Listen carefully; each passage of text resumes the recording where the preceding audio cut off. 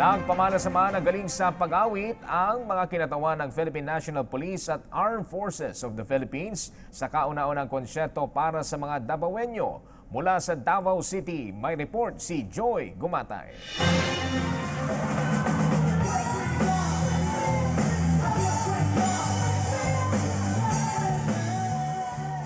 The show must go on. Yan ang pinanindigan ng mga national at local security sector groups sa kanilang kauna-unahang konsyerto para sa mga Davaoenyos nang biglang bumuhos ang malakas na ulan sa kasagsagan ng kantahan hatid ng mga kinatawan ng Bureau of Fire Protection. Hindi rin ito napauwi ang mga residente na nakapagsabayan pa rin sa pagbirit kahit pa basang-basa na sila ng ulan. Sa pangunguna ni retired Major General Benito De Leon, nagawang magsama-sama ng mga talented na kinatawan ng Philippine National Police, Armed Forces of the Philippines, Bureau of Jail Management and Penology, Bureau of Fire Protection at iba pang kaakibat na security groups.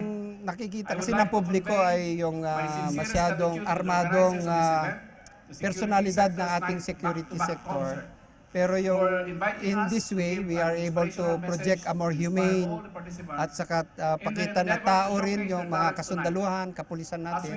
At saka gusto din nila mag-contribute sa kasayahan dito. Kaya naman kahit pa 24/7 silang nakatutok sa pagbabantay sa seguridad ng taong bayan, naglaan pa rin sila ng oras para makapag-practice at maipakita ang kanilang mga natatanging talento sa pagkanta,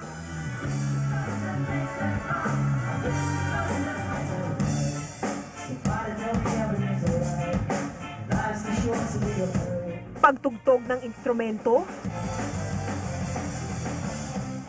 at pagsayaw.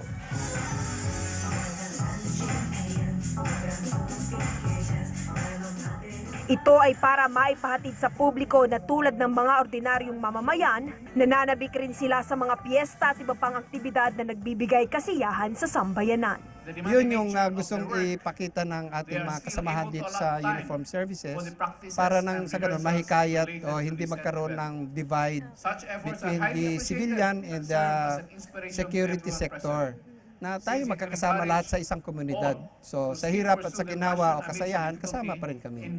Ang Security Sector Night ay isa lamang sa mga nakahandang aktibidad sa halos isang buwang selebrasyon ng ika-80 taong pagdiriwang ng Araw ng Davao sa Marso 17. Para sa PTV News, Joy Gumatay, Davao City.